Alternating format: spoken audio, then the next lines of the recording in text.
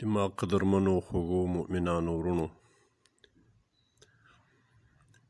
نن د الله تبارک وتعالی یو لوی عظیم مبارک حکم چې په سورة نساء کې 59 آیت مبارک کې بیان شوی ده، تاسې سره شریکوم. الله تبارک وتعالی فرمایي: یا ایها الذین آمنو، ای مؤمنانو، ای مسلمانانو، اطیعوا الله، منی حکم دی الله، و اطیعوا الرسول، او تابعداری کوي دی رسول دی الله، و اولی الامر منکم، او له خاوندانو دی حکم و دی امره دی سلطنت و دی قدرت منکم لتاسی، سی دی تاسی مؤمنانو له جملې څخه مسلمان یې، خو ولی الامر یې، حکومت یې په لاس کې یې. د جمهورو مفسرینو تفسیر د اولی الامر په امراو و حکماو سره کړی.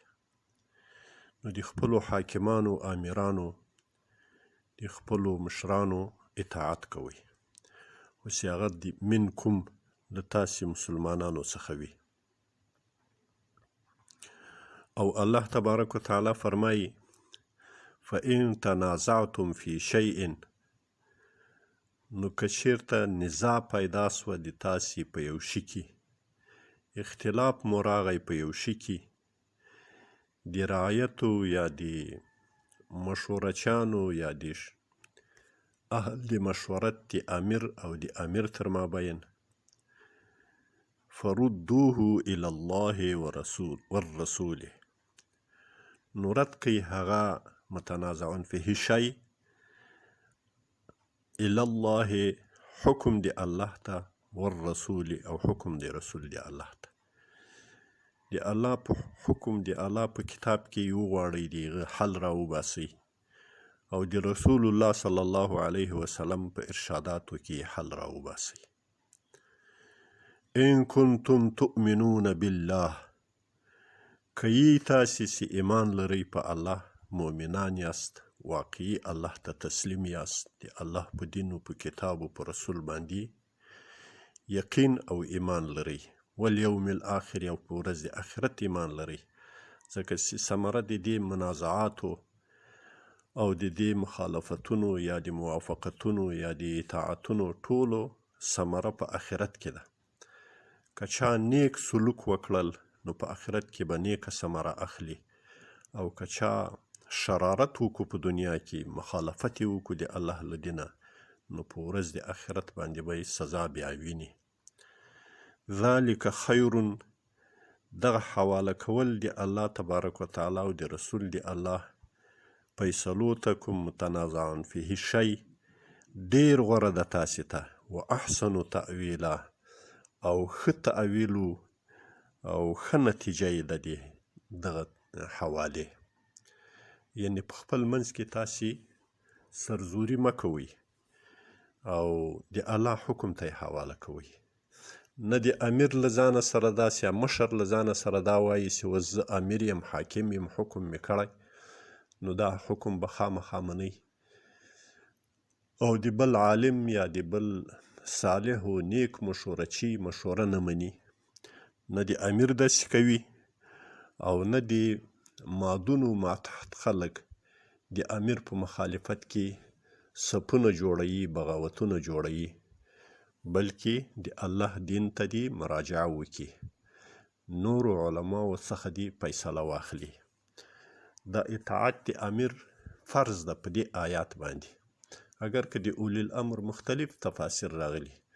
دو تفسیرونه امام قرطبي رحمت الله علیه اولا او بهتر بللی دي، راجح بللی.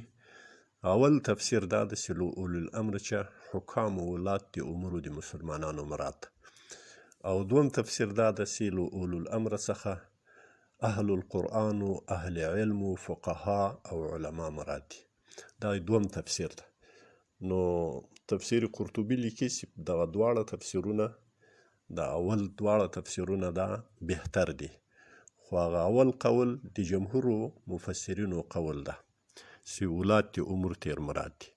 نو بناءً د ولاتو د امورو اطاعت و فرمانبرداري او حکم منل دا فرض دي، په رعایت باندې واجب ده. واجب په معنا د فرضو ده او دا فرض دی په رعایت باندې. خو له دې مخکې یو آیات مبارک ده چې په هغه آیات کې 2 شرطه د امام او د پاچا او د اولو الامر دپاره 2 شرطونه الله پاک ذکر کړي دي چې هغه اولو الامر به دا 2 شیه په جای کوي. اول دا چې ان الله یأمرکم ان تؤدوا الامانات الى اهلها، بشک الله تبارک وتعالی امر کوي تاسو ته چې ادا کوي امانتونه، وسپارئ امانتونه اهل خپل ته. نو ولی الامر دا یو عام مضمون ده چې وایي ټول دین ته شامل آیات مبارک ده. دغه جملات د امانتونه اهل ته سپارل په مختلفو اقسامو سره تعبیر سوي دي، مفسرینو یې تفسیر کړی ده. خو یو امانت کې هغه دا ده چې عهدې د مسلمانانو، وظایف د مسلمانانو، مسؤلیتونه د مسلمانانو اهلو، متقیو، تقوادارو او عاقلو انسانانو ته، عالمو انسانانو ته وسپارل شي.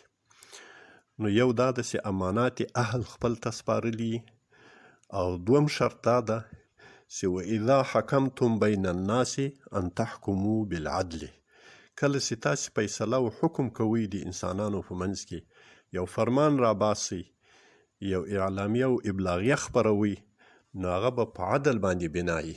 تاسو به فیصله په عدل باندې کوئ. هره فیصله چې کوئ هغه فیصله به په عدل باندې، او د عدل فیصله هغه ده چې د قرآن سره برابر وي او له ارشاداتو د رسول الله صلی الله علیه وسلم سره برابر وي، او له فقه سره برابر وي چې مستنبت دي له قرآن او له حدیث څخه. او که چیرته د ولی الامر دغه حکمونه دا 2 شرطونه نه وو په هغې کې، نو بیا د ولی الامر اطاعت فرض نه ده. رسول الله صلی الله علیه وسلم فرمای، رسول الله صلی الله علیه وسلم په یو صحیح حدیث کې چې بخاري او مسلم را نقل کړی ده، فرمای لا طاعة فی معصیة، نسته طاعت په معصیت کې، په ګناه او په مخالف د شریعت امر کې طاعت نسته. انما الطاعة فی المعروف، طاعت و تابعداري، فرمانبرداري او منل چې دي دا په معروفو، په شرعي امر کې، په شرعي حکم کې دي. نو امیر د مسلمانانو ته دا په کار ده چې دغه فیصلې ټولې شرعي وي، په طبیعت او خپل شخصي طبیعت او په خپل شخصي مزاج باندې بنا نه وي. نو که چیرته د ده په شخصي مزاج کې یا د ده په هغه محصور علم کې یوه مسله، یوه موضوع که څه هم شرعي ښکارېږي یا ښه ښکارېږي چې دا به د امت په خیر باندې، خو هغه له شریعت سره اړخ نه لګوي او د شریعت سره برابر نه وي، د هغې په باره کې دي امیر هغه نه کوي، دا لجاجت نه کوي او شلتوب دې نه کوي، په هغه دې ټینګېږي نه، د نورو علماو او د نورو صلحاو مشورې ته دې غوږ نیسي او د هغو په مشوره باندې دې عمل کوي. رسول الله صلی الله علیه وسلم فرمایي د امت حال تر هغو بهتره ده او غوره ده چې تر څو پورې د دوی په مابین کې امامان او مشران د دوی داسې خلک وي چې هغه د خپل خلقو، د خپل رعیت سره محبت لري، او رعیت بیا له دوی سره محبت لري، او دوی رعیت ته دعاګانې کوي او رعیت دوی ته دعاګانې کوي. او شرار او بدترین امامان و مشران هغه دي چې تاسې دوی بد بولئ، تاسې رعیت ته دوی بد بولئ او دوی تاسې بد بولي، له تاسې څخه یې کرکه او نفرت وي، تاسو په دوی باندې لعنت وایي او دوی په تاسې لعنت وایي. دغه بیا لعنتي فضا ده. د بل حدیث مبارک مفهوم و مضمون داسې راوځي چې بیا په دغه ټیم کې منځ د مځکې او مرګ و قبر و لحد د مسلمانانو دپاره بهتره ده تر داسې فضا او تر داسې وخته چې هغه په داسې وخت کې اوسیږي چې امیران یې هغه شریر خلک او بد خلک نو دا شرارت او بدی دا یو انسان ته په خپله باندې نه معلومیږي.